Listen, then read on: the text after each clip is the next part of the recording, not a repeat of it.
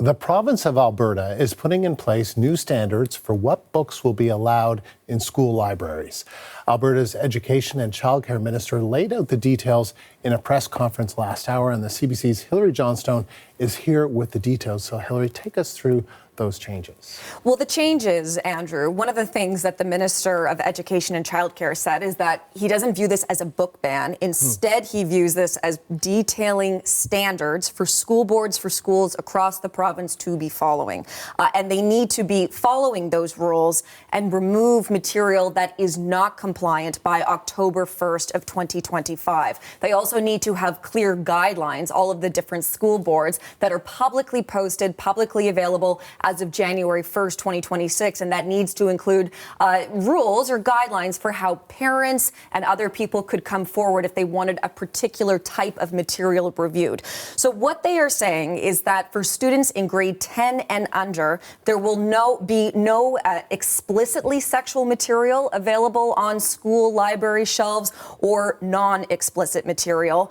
For those students in grade 10 and above, they will be able to have access to material that is considered to be non-explicit if they are in grade 10 or above, as long as it is deemed age appropriate. So according to this ministerial directive that's now available on the province's website, and I can bring you a little bit of what it says under the new standards, school libraries are not permitted to include library materials containing explicit sexual content. Non-explicit sexual content may be accessible to students in grade 10 and above, provided it is age appropriate. So what does all of that mean? Well, when you go through the ministerial directive or order on the province's website, it describes explicit sexual content as being anything that talks about masturbation, for example, sexual penetration. When it describes non-explicit sexual content, it says that means anything containing a depiction of a sexual act that is not detailed or clear. It also says, according to this ministerial order, that non-sexual content that depicts bodies in a physical or scientific sort of way, that sort of thing would still be allowed. So it's a little bit unclear, Andrew, still what all of this means exactly. So we did hear a little bit more from the Minister of Education and Childcare on all of this. Here's what he had to say. The main issue here was a larger conversation about province-wide standards. So, looking at this, of course, there's a realization that we don't have provincial-wide standards when it comes to selection of material in schools. So that becomes a bigger conversation, and there are larger policy implications as a result. So have to think about, well, how does that work and how does that operate in different schools? Thinking as well of schools where it's a K-12 environment or a K-9 environment. So there's lots of considerations that need to be employed. So lots of considerations there. They said that they had considered making the deadline for this to remove materials from school library shelves that were not compliant September 1st. They decided that the school boards were going to need more time, which is why that is now October 1st. In terms of whether or not a school board decided not to comply with this, that was something that the minister was asked. It was one of the questions by reporters. He said that at this point in his time in this role, he hasn't experienced something like that, but that is something that they would look at if there were school boards that said that they were going to keep material on school shelves that the province now, under these new standards, would want removed from school shelves.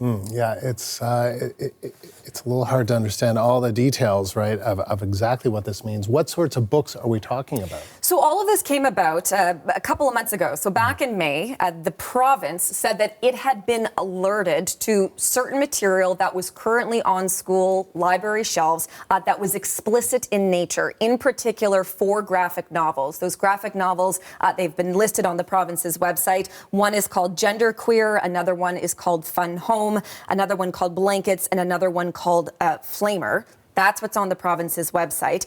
In some cases, they depict some of those things that we have talked about. So explicitly sexual content that the province now says they want removed from shelves.